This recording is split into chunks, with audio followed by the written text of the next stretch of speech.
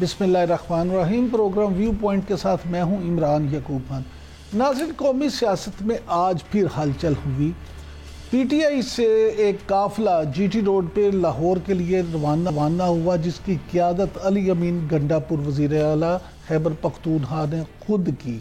दूसरी तरफ मौलाना फजलुर रहमान ने एक बार फिर अपनी तोपों का रुख पीटीआई की तरफ कर दिया और उनका ये कहना है कि मौजूदा हुकूमत जो है वो जाली मैंडेट की पैदावार है और सूबा बदअमनी, दहशतगर्दी और अवामी बेचैनी की लपेट पे। ये बातें उन्होंने की पेशावर में एक प्रेस कॉन्फ्रेंस से खिताब करते हुए। आज प्रोग्राम के पहले हिस्से में इस हवाले से गुफ्तगू करेंगे और फिर ख़ास तौर पे रऊफ़ हसन साहब से ये भी पूछेंगे, पीटीआई के सीनियर रहनुमा से, कि क्या सेनेट के इंतखाबात को लेके पीटीआई पुरएतमाद है और पंजाब असम्बली के हवाले से जो मुअत्तल अरकान हैं उन पे जो कमेटी बनी है क्या वो मामलात को तय कर लेगी। जबकि प्रोग्राम के दूसरे हिस्से में बात होगी मुल्क की सिक्योरिटी के हवाले से और ख़ास तौर पे क्या पाकिस्तान J-35 फाइटर तैयारे लेने जा रहा है या नहीं, इस पे बात होगी। और प्रोग्राम के आखिरी हिस्से में हम बात करेंगे गज़ा की सूरत हाल पे कि गज़ा में इसराइल मज़ीद कितने जुल्म डाल रहा है और क्या ये जंग बंद हो पाएगी या नहीं। प्रोग्राम के पहले हिस्से में सियासी हवाले से गुफ्तगू करने के लिए हमारे साथ मौजूद हैं सीनियर रहनुमा पीटीआई जनाब रऊफ़ हसन साहब। Thank you very much Rauf साहब, आपने टाइम दिया। सर, ये फरमाइएगा कि मौलाना फजलुर रहमान ने आज फिर से अपनी तोपों का रुख पीटीआई की तरफ कर दिया है और ये कहा कि ये बत्ता लेने वाली हुकूमत है। ये बड़ा संगीन इल्ज़ाम है। इस रवैये में तब्दीली पे आप क्या कहेंगे? बहुत मेहरबानी इमरान साहब। इस किस्म की स्टेटमेंट के ऊपर आप क्या कहेंगे, ये सवाल आपका है मेरे भाई। अब अनफॉर्चुनेटली इस मुल्क में जो हमारे सियासतदान हैं वो दोनों तरफ खेलने के आदी हो चुके हुए हैं। जिस तरफ उनका इंटरेस्ट होता है उसके साथ लग जाते हैं। जब उनका ख्याल था कि उनका इंटरेस्ट हमारे साथ था तो हमारे करीब आ गए थे, हमारे उनके साथ ताल्लुकात इंप्रूव कर गए थे। अब जबकि सेनेट की सीट लेनी है तो वो फील करते हैं कि पीटीआई के तो चूंकि अपना नंबर्स हैं तो उनका जो इंटरेस्ट है वो ज़्यादा बेहतर तरीके से सर्व होगा कि वो पीपल्स पार्टी PMLN वगैरह के साथ मिल जाएं। तो वो बड़ी बगैर किसी ज़मीर की कोच के वो वहाँ चले गए हैं। ऐसी सिचुएशन के ऊपर मैं फील करता हूं कि अगर ये चीज़ खत्म हो जाए पाकिस्तान की सियासत में तो शायद पाकिस्तान की सियासत इंप्रूव कर जाए, शायद पाकिस्तान के लीडर्स जो हैं वो बेहतर किस्म के लोग जो हैं वो आ सकें। अनफॉर्चुनेटली इन जैसे लोगों के हाथ में पाकिस्तान की सियासत में गंद आ चुका हुआ है बहुत ज़्यादा, जो कि फेंस के दोनों तरफ खेलने की कोशिश करते हैं। और ये जो उनकी स्टेटमेंट है ये भी उसी फेंस के दोनों तरफ खेलने की जो आदत है उसकी गमाजी करती है। अनफॉर्चुनेट, वेरी सैड, लेकिन पाकिस्तान की सियासत की हकीकत यही है, ऐसे ही सियासतदान है। अच्छा रऊफ़ साहब, वो खैबर पख्तूनख्वा में हुकूमत की तब्दीली की बात भी करते हैं, लेकिन आज तो उन्होंने ये कहा है कि वो तब्दीली चाहते हैं लेकिन पीटीआई के अंदर से। ये ज़रा सुन लें उन्होंने क्या कहा, फिर आपकी राय जानते हैं। सुनाएं जी क्या कहा मौलाना साहब ने। मेरी तरजीह ये होगी सूबे में तब्दीली आए, लेकिन अगर पीटीआई अक्सरियत में है तो पीटीआई के अक्सरियत के अंदर ही आए, वो ज़्यादा बेहतर होगा बनिस्बत इसके कि अपोजिशन जो है मुतहर्रिक हो और हुकूमत की तब्दीली आए। जी सर, अंदर से कैसे तब्दीली मुमकिन है? वो देखे ना जी, अंदर से तब्दीली की जो बात करते हैं वो आपको याद होगा जब खान साहब की हुकूमत हटानी थी इमरान साहब, तो यहाँ एक इंसानों के ज़मीरों की मंडी लगी थी सिंध हाउस में और जनाब आसिफ जरदारी साहब बैठे थे वहाँ तख्त के ऊपर और उनके लेफ्ट और राइट के ऊपर नोटों की बोरियां पड़ी हुई थी और उन्होंने 28 लोगों के ज़मीर खरीदे थे, जो कि आज सियासी जनाजों के तौर के ऊपर आपको इस मुल्क की सियासत में नजर आते हैं। सियासत में क्या नजर आते हैं, सियासत तो वो बाहर हो चुके हुए। तो ये जो उसके अंदर की जो बात करते हैं वो इसी कॉन्टेक्स्ट में करते हैं जी कि हम तो बैठे हैं और हमारे पास नोट भी बड़े हैं, हम देने के लिए भी तैयार हैं, आप आइए नोट लीजिए और आप हमें अपनी हुकूमत गिराने में मदद दें। तो ऐसा होगा नहीं केपी में। मेरा ख्याल है मौलाना साहब को पता नहीं कि वो उनकी सियासत में एक बहुत प्रोमिनेंट किस्म की तब्दीली जो है वो ऑलरेडी आ चुकी हुई है। और पीटीआई के लोग जो हैं वो जिस पैशन के साथ खान साहब के साथ लिंक्ड है, और इस मुल्क के अवाम, सारे अवाम जो है वो लिंक्ड है। मेरा नहीं ख्याल कि नोटों की चमक या इंड्यूसमेंट्स और कोई चमक जो है वो उनके ज़मीर खरीद सकती है। वो बैठे हुए हैं, पार्टी के साथ लगे हुए हैं, और यही हुकूमत रहेगी। फजल रहमान साहब को बर्दाश्त करना पड़ेगा, बाकी पार्टीज को भी बर्दाश्त करना पड़ेगा, और अगली दफा शायद इससे भी ज्यादा नंबर्स दे के पीटीआई की हुकूमत वापस आएगी। चौथी दफा, ये तीसरी दफा है, चौथी दफा भी आएगी। राव साहब, आपने अभी नोटों की चमक की बात की, तो पीटीआई के कुछ अरकान की तरफ से भी ये कहा जा रहा है कि जी हमें नोटों की ऑफर हो रही है, पैसों की ऑफर हो रही है। तो ये ऑफर कर कौन रहा है? यही लोग करते हैं जी, जो कि हमारे मुखालफीन है सियासत में, वही लोग करते हैं। और कौन करते हैं? आसिफ जरदारी साहब ने जब मंडी लगाई थी तो आपने देखा था ना सर, कहते कि कहां तक की मंडी लगी थी। जब 26वीं आईनी तरमीम जो है वो मंजूर करवानी थी तो आपको याद है कि वहां भी लगी थी। तो ये वक्तन फवक्तन लगती रहती है और आगे भी लगती रहेंगी। मेरा ख्याल है जब तक कि ये जो पौध है सियासतदानों की ये रिप्लेस नहीं होती with people more dedicated and more honourable, उस वक्त तक मेरा ख्याल है कि ये मंडियां पाकिस्तान में इंसानी ज़मीरों की लगती रहेंगी। बहुत ही घनौना फेल है, लेकिन और इसी वजह से आज हम जहां हैं, जिस खाई में हम गिरे हुए हैं, इन्हीं रवैयों की वजह से हम इस खाई में गिरे हुए हैं। अच्छा सर, वज़ीर आला खैबर पख्तूनख्वा अली अमीन गंडापुर साहब जो काफिला जो है, ये पंजाब असम्बली के जो मेंबरान जिनको मुअत्तल किया हुआ है, ये उनके साथ सिर्फ इज़ारे यकजहती है या कुछ और भी है? ये देखिए जी, जो हमारी तहरीक शुरू होनी है, पुरअमन एहतिजाजी तहरीक, मुल्कीर एहतिजाजी तहरीक है, इसको उसका एक आप नुक्ता आगाज समझ सकते हैं, जो कि ये शुरू हुआ है। और ये आज हमारे जो पार्लियामेंटेरियंस हैं, जो नेशनल असेंबली के मेंबरान हैं, Sindh assembly, Balochistan assembly, Punjab assembly, KP assembly, और सेनेटर्स और members of the national assembly, वो तमाम लोग इकट्ठे होकर एक जमे गफीर है। आपको शायद पता चला हो, उसकी कोई एडवांस आपके पास इंफॉर्मेशन आई हो, तो वो लाहौर की तरफ जीटी रोड से जा रहा है और रास्ते में मेरा ख्याल 2-3 जगहों के ऊपर रुकेगी भी, और वहाँ एक प्राइवेट प्रॉपर्टी है जहाँ जाके इनका एक गट होगा, वहाँ बैठेंगे। और उसके बाद ये जो है फिर कल सुबह इंशाअल्लाह ताला 11 बजे इनका एक लाहौर में प्रेस कॉन्फ्रेंस जो है करने का इरादा है, जिसमें कि ये अपना आइंदा का लाए अमल जो है उसके बारे में भी मेरा ख्याल है कि कुछ बयान करेंगे। बाकी वो 26 जो हैं लोग जिनका जिक्र आपने किया इमरान साहब, मेरा ख्याल है कि कल उनकी मीटिंग हो गई है और हम उम्मीद करते हैं कि मामलात जो हैं वो ऐसे तरीके से हल हो जाएंगे। सर, उसके मुज़ाकराती टीम जिसका आपने जिक्र किया, उसकी दूसरी मीटिंग भी अब शेड्यूल है, तो क्या आप समझते हैं कि मामलात इसी तरह तय पा जाएंगे हुकूमत के और पीटीआई के दरमियान? देखिए, सियासत में मामलात सियासी तरीके से ही हल करने की कोशिश की जानी चाहिए, और मेरा ख्याल है कि ये एक अच्छा कदम है जो कि उठाया गया है। और जो पंजाब असेंबली के स्पीकर साहब हैं, वो जोश खिताबत में मेरा ख्याल बहुत आगे निकल गए थे, और वो उन्होंने एक ऐसा काम करने की कोशिश की है, बल्कि वो उन्होंने ऑलरेडी मूव भी कर दिया है इलेक्शन कमीशन में, जो कि जिसका कोई मार्जिन है नहीं है पाकिस्तान के आइन में, पाकिस्तान के कानून में। तो मेरा ख्याल उनको भी शायद समझ आ गई है कि उनको वापस मुड़ना पड़ेगा, और वो वापस मुड़ गए हैं, और उन्होंने हाथ बढ़ाया है कि जी आइए बैठ के इस मसले को हल कर ले। तो जैसा कि मैंने अर्ज किया कि सियासत में जो है सियासी मामलात सियासी तरीके से ही हल करने की कोशिश करनी चाहिए। तो मुझे उम्मीद है कि अब ये मीटिंग चूंकि हो गई है तो उसके बाद कोई ना कोई इसका अच्छा हल जो है वो निकल आएगा।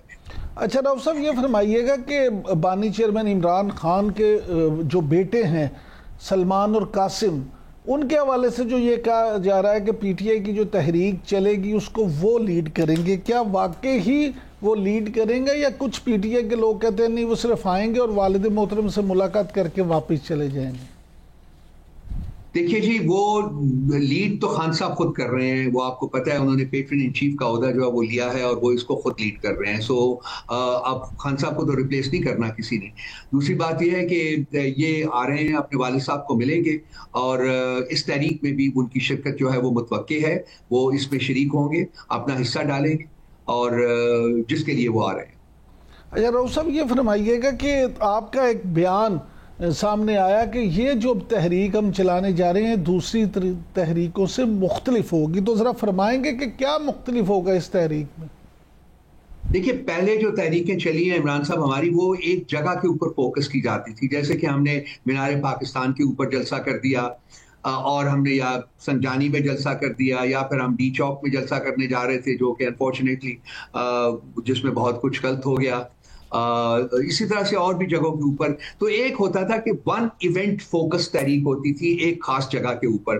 तो इस दफा ये तहरीक जो है ये मुल्क गिर तहरीक है और ये ग्रास रूट्स लेवल्स जो है वहां से ये शुरू होगी और वहां हमारी जो तंजीमें काम कर रही हैं हमारे यूसीज में, तहसीलों में, डिस्ट्रिक्ट्स में, वो ये इस तहरीक को आगे लेके चलेंगी। और इसका जो घेराव है वो सारा मुल्क होगा, कहीं एक जगह नहीं होगी, एक शहर नहीं होगा, एक गांव नहीं होगा, बल्कि तमाम मुल्क जो है उसमें ये तहरीक जो है वो शुरू की जाएगी। और किसी एक शहर के ऊपर फोकस नहीं किया जाएगा कि जी हमने डी चौक पहुंचना है या हमने मीनार पाकिस्तान पहुंचना है या हमने कहीं और पहुंचना है। नहीं, हमने ये तमाम मुल्क में इवेंट्स करने हैं, वेरियस इवेंट्स हो। और आज का जो ये ट्रैवल है टू लाहौर, ये भी उसी सिलसिले की एक कड़ी है और इसी से ही मेरा ख्याल है कि एक तरह से अगर आप समझे कि ये आगाज तहरीक है तो वो कोई गलत नहीं होगा।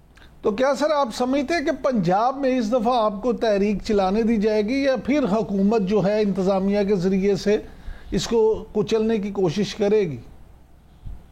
मैं कुछ नहीं कह सकता जी, लेकिन मुझे खौफ तो यही है जी कि वो अपनी जो पछताइयत है उसका इजहार करने से वो बिल्कुल नहीं हिचकिचाएंगे और वो करेंगे। और जुल्म और जबर तो ऑलरेडी आपको पता है कल रात से उन्होंने हमारे लोगों को उठाना शुरू किया हुआ है। बहुत से लोगों को उठाया जा चुका हुआ है और उनके घरों के ऊपर छापे पड़े हैं। कुछ लोगों के घर के ऊपर 2-2, 3-3 दफा छापे पड़े हैं। पहली दफा नहीं मिले तो फिर दोबारा आए हैं, दोबारा नहीं मिले तो फिर आए हैं। तो ये तो इनका जो वतीरा है वो यही है कि जी रियासत के इंस्ट्रूमेंट्स को इस्तेमाल करें और मेरा ख्याल है कि पाकिस्तान की आवाम जो है वो इसमें शिरकत करेंगे और इसको आगे लेके चलेंगे। सो ये बहुत पुराने जो इवेंट्स थे उनसे बिल्कुल मुख्तलिफ होगी और मेरा नहीं ख्याल कि हुकूमत इसका कोई बिगाड़ कर सकेगी। लेकिन जब मैं ये कह रहा हूँ उसके साथ साथ अभी इतलात मुझे ये भी आई हुई है कि जीटी रोड के ऊपर जो पुलिस की भारी नफरी जो है वो उन्होंने मुख्तलिफ मुकामात के ऊपर पोजीशन की हुई है। अब उनके क्या इरादे हैं ये फ्रैंकली और आधे घंटे 2 घंटे में आपको भी पता चल जाएगा, मुझे भी पता चल जाएगा। अच्छा सर, आखिर में सिर्फ ये बता दें कि पीटीआई क्या समझती है सेनेट इलेक्शन में खैबर पख्तूनख्वा से आप कितनी सीटें जीतने में कामयाब हो जाएंगे? मैं इस वक्त कोई नंबर्स नहीं दे सकता, लेकिन 2-3 दिन पहले हमें ब्रीफिंग दी गई थी इस सिलसिले में और मेरा ख्याल है कि 6 to 7 सीट्स की बात की जा रही है जो कि पीटीआई को मिल जाएंगी वहां से। लेकिन अब ये देखना होगा, अब देखना होगा जरा। बहुत शुक्रिया रऊफ हसन साहब ने टाइम दिया। नाज़रीन, आपने रऊफ हसन साहब की गुफ्तगू सुनी। अब वक्त है ब्रेक का।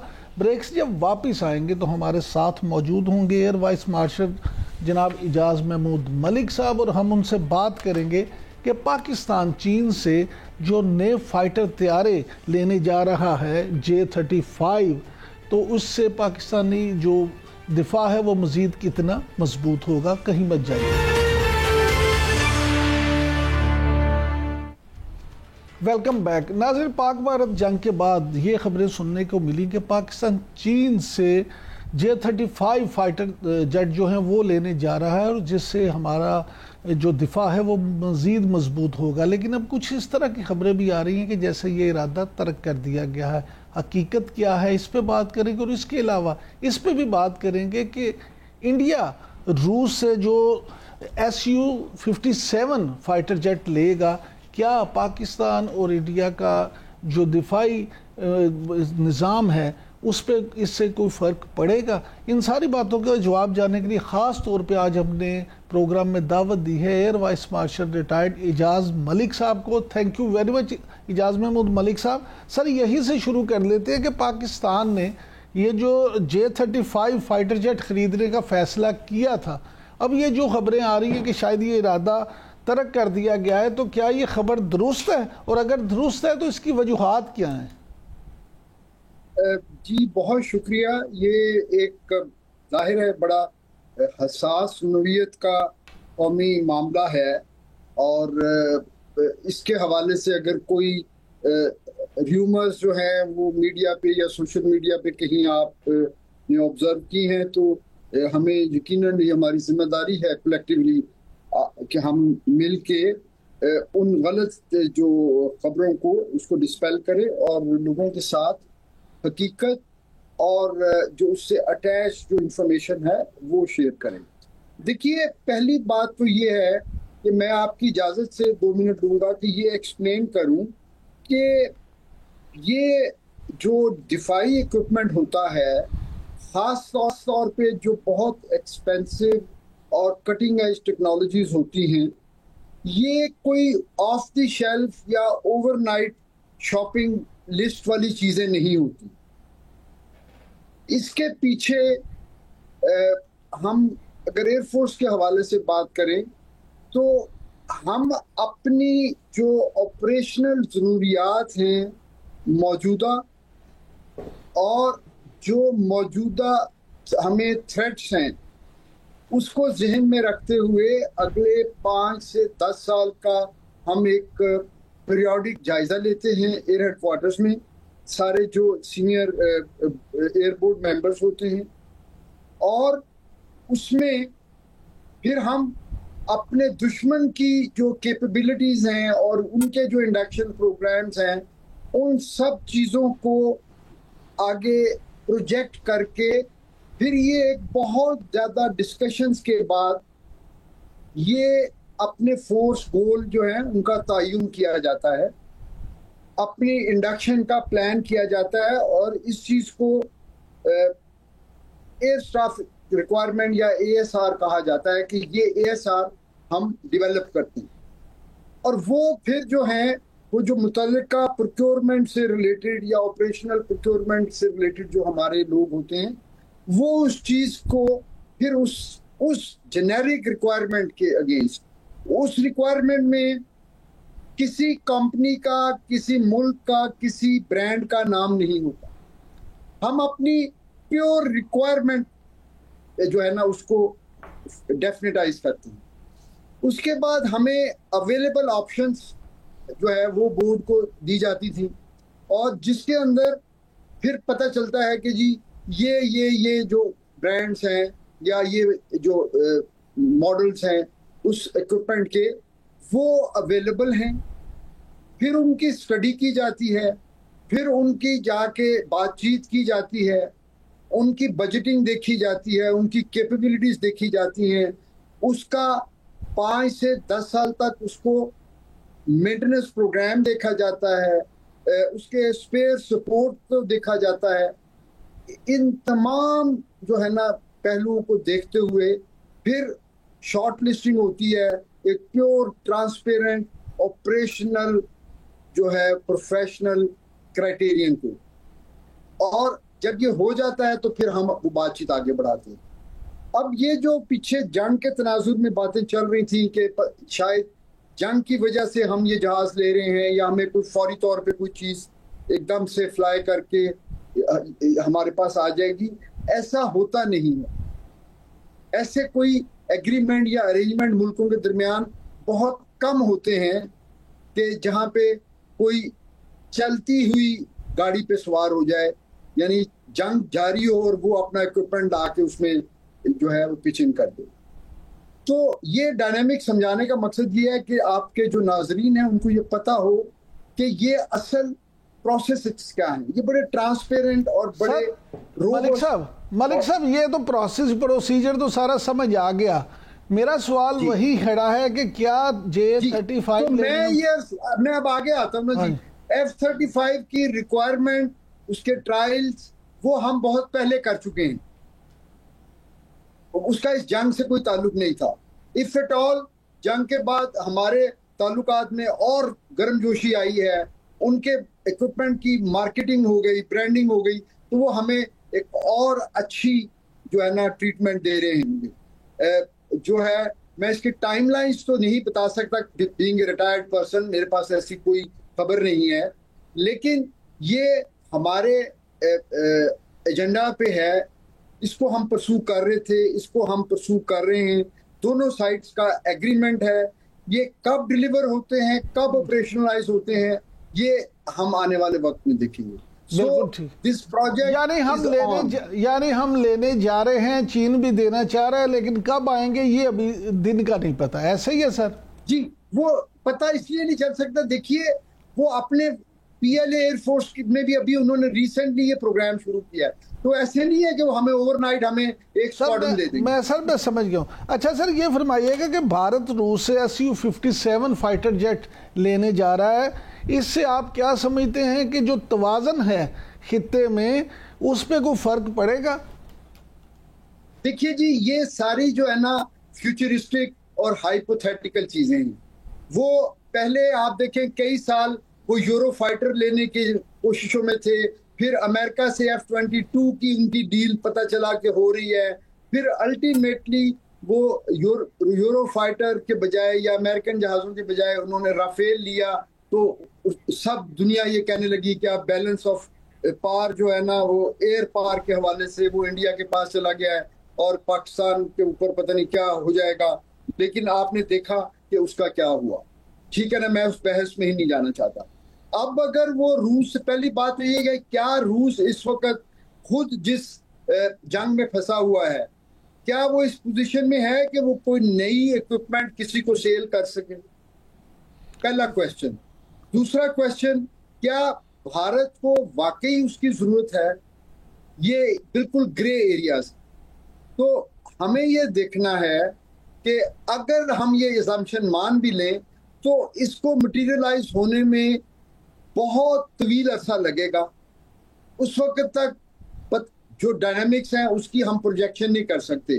हम सिर्फ इमीडिएट या शॉर्ट टर्म बात करें, उसमें अल्हम्दुलिल्लाह अगले आने वाले कई सालों में जो एयर पावर में फर्स्ट शॉट कैपेबिलिटी है, जो लॉन्ग रेंज डिटेक्शन कैपेबिलिटी है, जिसका एक नमूना हमने अल्लाह ताला के फजलो करम से, अल्लाह ताला के फजलो करम से मैं ये रिपीट करूंगा क्योंकि सबसे बड़ी ताकत जो है ना वही है।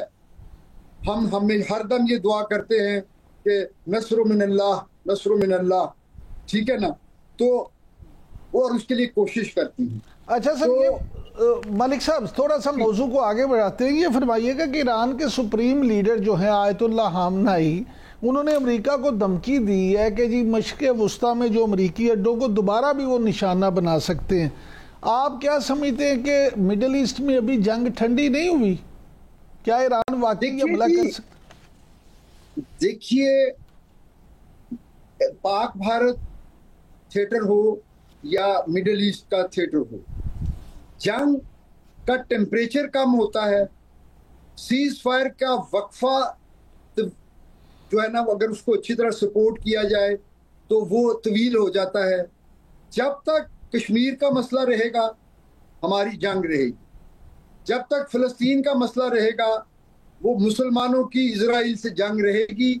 मुसलमानों को इस वक्त जो है वो फ्रंट लाइन पे गाजा के मुजाहिदीन लड़ रहे हैं और शहीद हो रहे हैं, या मुल्क की हैसियत से एक वाहिद मुल्क ईरान खड़ा है, वो अपनी जो है ना जुर्रत के साथ वो अपना मौक़िफ़ जो है वो जो है उसको लेके अपनी मिलिट्री जो भी उसकी कुव्वत है उसको इस्तेमाल कर रहा है।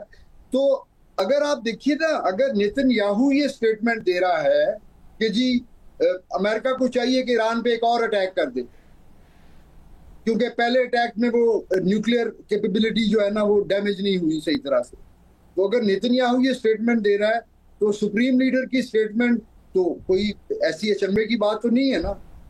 अच्छा, उनको भी हक हासिल है कि वो भी, देखिए ये होती है ये पोस्चरिंग होती है, ये बिल्कुल ठीक। मलिक साहब, मतलब ये नहीं होता कि वो आज ही अटैक कर देंगे। अच्छा मलिक साहब, ये फरमाइएगा कि पेंटागन ने जो तस्दीक की है कि जून में ईरान ने जो अमेरिकी अड्डे पे हमला किया था उसमें वहाँ पे नस्ब अहम कम्युनिकेशन जो डोम था वो तबाह हो गया, तो आप ये जो ईरान ने ये भी दावा किया था कि उन्होंने एयरबेस मुकम्मल तबाह कर दी थी, ये सारा मामला क्या है?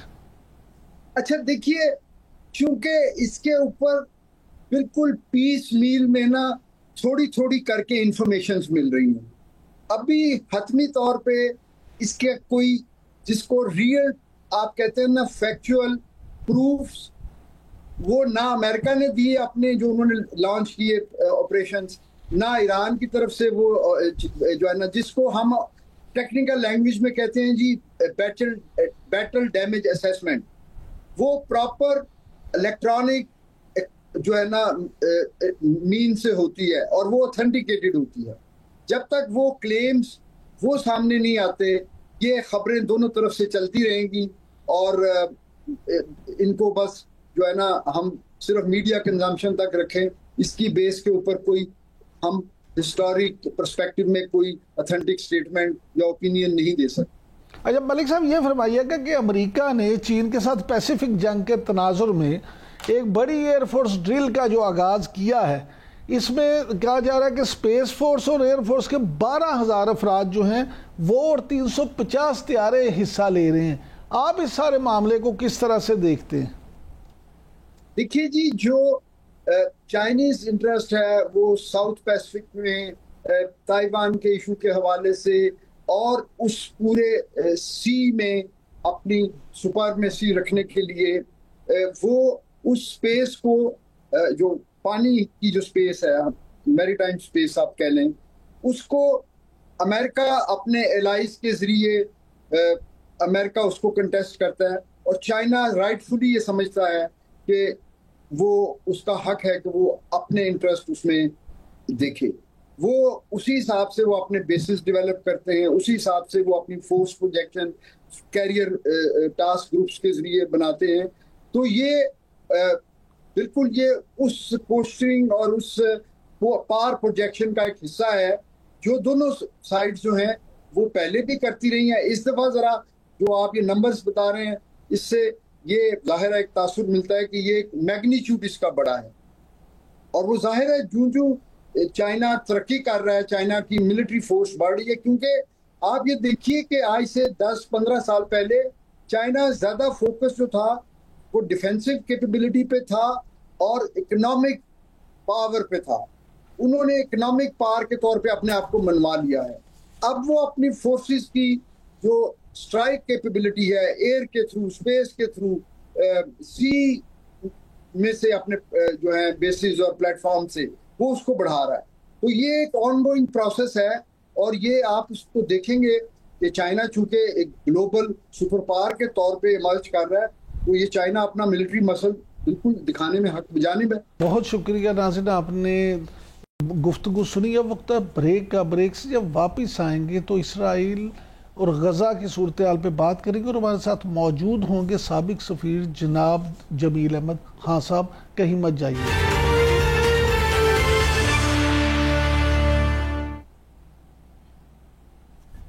वेलकम बैक नाजरीन। फ़लस्तीनी हुकाम जो हैं उनका ये मानना है कि इसराइल और हमास के दौरान जंग बंदी के हवाले से जो मुज़ाकरात हो रहे हैं उसकी कामयाबी नज़र नहीं आती और उसकी बुनियादी वजह वो ये करार देते हैं कि इसराइल इसमें संजीदा नहीं है। क्या वाकई ही ऐसा है?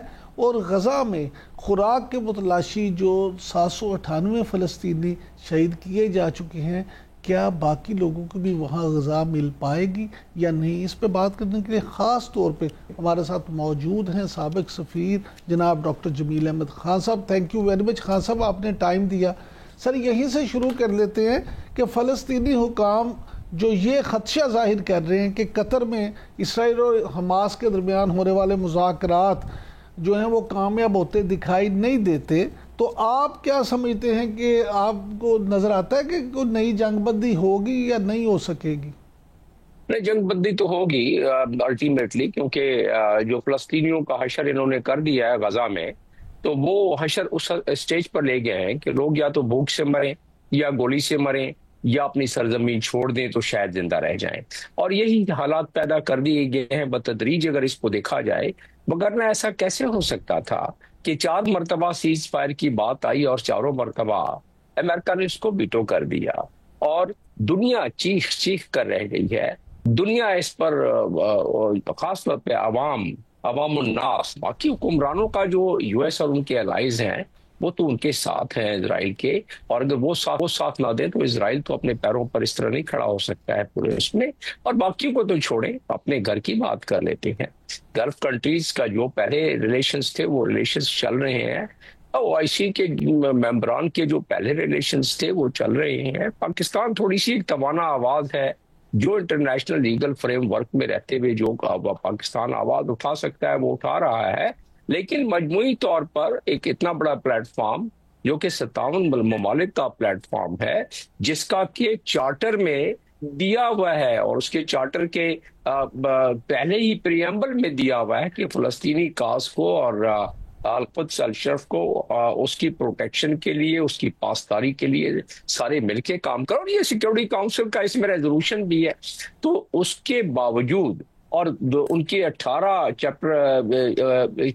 18वें पैराग्राफ में, 18वें आर्टिकल में दिया हुआ है बड़ी क्लियरली कि फलस्तीनियों के लिए, मैं ओआईसी चार्टर की बात कर रहा हूँ, फलस्तीनियों के लिए एक अलहदा से उनका असिस्टेंट सेक्रेटरी जनरल अब भी मौजूद है जो सिर्फ फलस्तीनियन काज को। लेकिन सितम जरीफी देखें कि जब ये लोग अपने भूख से बिलबिला रहे हैं, मछलियां उनकी नजर आ रही हैं पूरी दुनिया को, और जब खाना लेने के लिए जाते हैं, 2 पॉइंट है डिस्ट्रीब्यूशन, उन डिस्ट्रीब्यूशन पॉइंट पर यूएस कॉन्ट्रैक्टर और इजरायली कॉन्ट्रैक्टर मिलके आर्म्ड हैं और एआई के जरिए उन्होंने प्रोफाइलिंग की हुई है कि किसको गोली मारना है। आप अंदाजा करें कि खाना लेते हुए तकरीबन अब तक 1000 से ज्यादा लोगों को गोली मार के हलाक कर दिया गया है। अच्छा डॉक्टर साहब, ये जो खबरें आ रही हैं कि फलस्तीनियों को वहाँ गजा में कब्रों से उनकी लाशें निकाली जा रही हैं, ये इस पे आप क्या कहेंगे? कभी ऐसा ना पहले कभी सुना ना देखा। ये टेरराइज करने का तरीकाकार है कि ना हम जिंदों को छोड़ेंगे और ना मुर्दों को, और उनकी तो फिर इस मामले में ये जो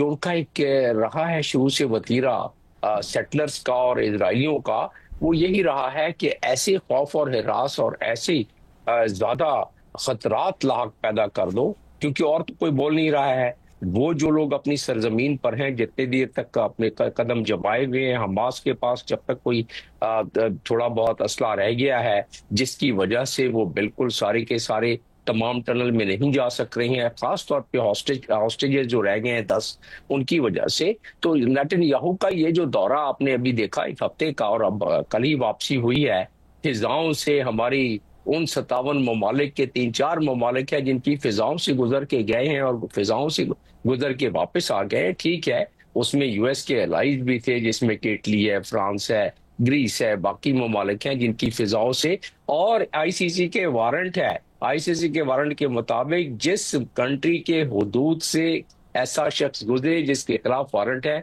उस कंट्री का फर्ज है यानी कि अपनी फिजाओं से उस जहाज को उतार ले। लेकिन ऐसा कौन करे? ऐसे किसमें हिम्मत है कि जो कर सके? तो उन्होंने 1 हफ्ते के दौरान अपना पूरा जो मकसद था वो समझा के आ गए हैं कांग्रेस को भी। उनके जो सेक्रेटरी ऑफ उनके डिफेंस है, स्टेट सेक्रेटरी ऑफ डिफेंस के पीटर हैग, तो उनको भी बड़ी मुबारकबाद दे के आ गए हैं कि बम्बार्डमेंट आपने ईरानियों पे भी अच्छी की और आप हमें हमारा साथ अच्छा दे रहे हैं, चारों तरफ बैरी बेड़े हैं। तो मकसद इसका क्या है? मकसद ये है कि जो नेतन्याहू ने और जो ऑफ कोर्स उनको सपोर्ट और डोनाल्ड ट्रंप ने बड़े बड़े प्यारे अंदाज से समझा दिया है पूरी दुनिया को कि भैया वो रहने के काबिल ही नहीं रहा है, जो बिल्डिंगें थोड़ी बहुत बच गई हैं। लेकिन यहाँ ये सवाल भी पैदा होता है कि फलस्तीनियों ने तो उस कैंप में जाने से ही इनकार कर दिया जिसमें ये उन्हें शिफ्ट करना चाहते हैं। तो फिर आपके ख्याल में इसराइल गजा को फलस्तीनियों से खाली कराने में कामयाब हो पाएगा? नहीं, एक बड़ी सिंपल सी बात, एक फितरी सी बात, एक इंसानी जिंदगी की बात कर लेते हैं ना।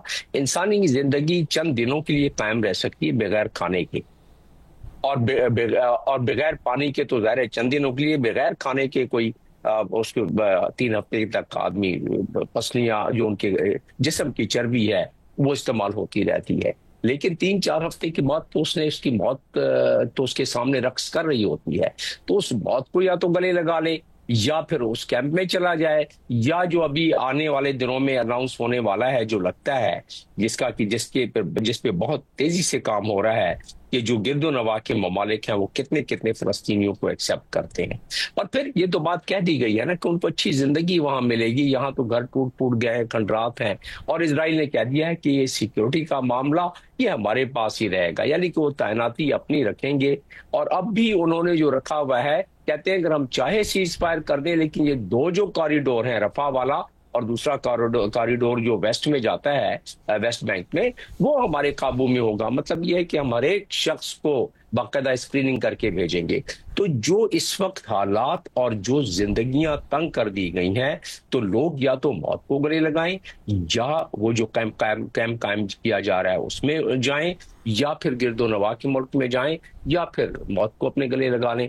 तीसरी कोई चॉइस नहीं बचा के रखी है ना। तीसरी चॉइस अगर बचा के रखते तो लोग उस तीसरी चॉइस को देखते। और फिर मजे की बात है, जिनके ताल्लुकात है वो उसी तरह ताल्लुकात कायम है इजराइल के साथ। और दूसरा ये है कि इजराइल को कोई थ्रेट करने वाला एक ही मुल्क था, अब उस बेचारे को सिंबॉलिक तौर पर थ्रेट करने का के काबिल छोड़ा है ईरान को, और ईरान अब भी थ्रेट है, लेकिन बड़े सिंबॉलिक तौर पर उसको बता दिया गया है कि हम दोबारा, तो और कोई थ्रेट है ही नहीं। होती को दो चार। डॉक्टर साहब एक और इशू बड़ा अहम है, आपके इल्म में है कि यूएई की तरफ से पाकिस्तानियों को जो वीज़े हैं वो तकरीबन नहीं दिए जा रहे, बड़े सख्त कर दिए गए हैं। अब ये जो खबरें आई हैं कि वफाकी वज़ीर दाखिला मोहसिन नकवी के दौरा मुत्तहिदा अरब अमारात के बाद यूएई ने पाकिस्तानी शहरियों के वीज़े की इजरा में मुकम्मल तावन की यकीन दहानी कराई है, तो आप क्या समझते हैं कि यकीन दहानी के बाद वीज़े का हसूल आसान हो जाएगा?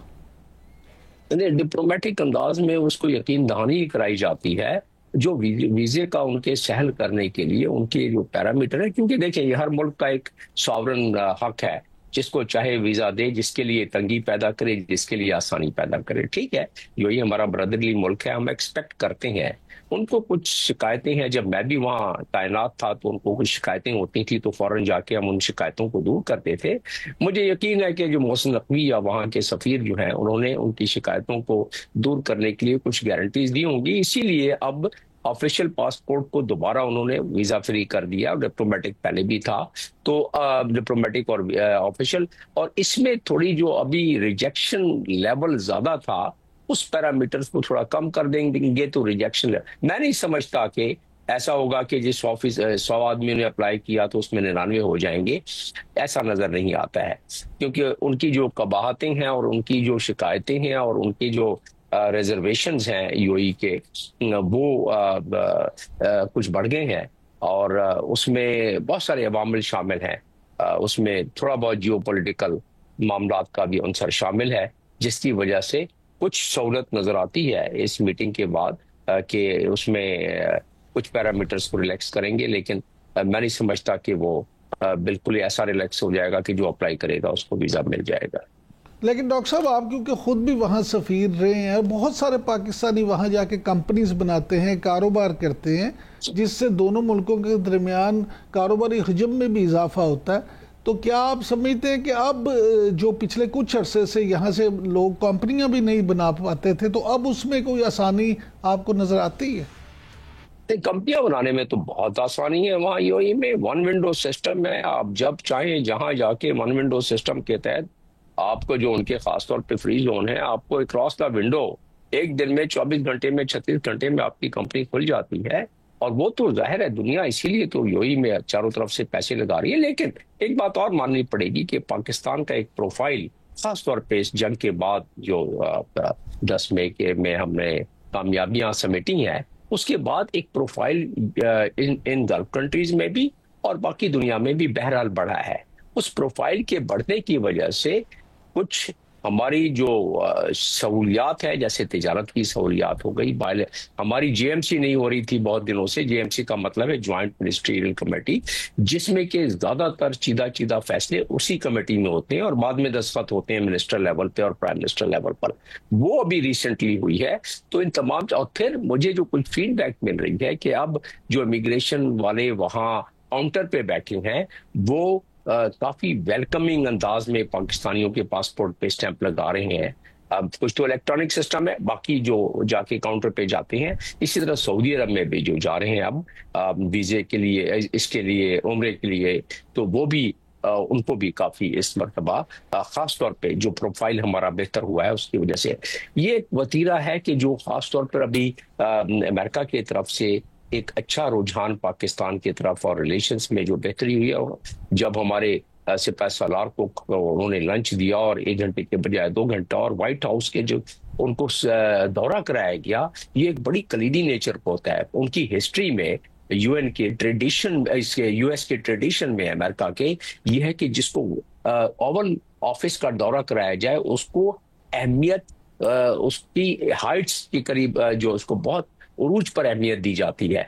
तो ये जब देखते हैं हमारे गल्फ कंट्रीज के और बाकी ममालिक के जो अलाइज हैं यूएस के, वो फिर अपनी अलाइनमेंट करते हैं। मैं एक्सपेक्ट करता हूं बहुत शुक्रिया, यस, बहुत शुक्रिया डॉक्टर अहमद खान साहब। नाज़रीन, आपने डॉक्टर साहब की गुफ्तगू सुनी।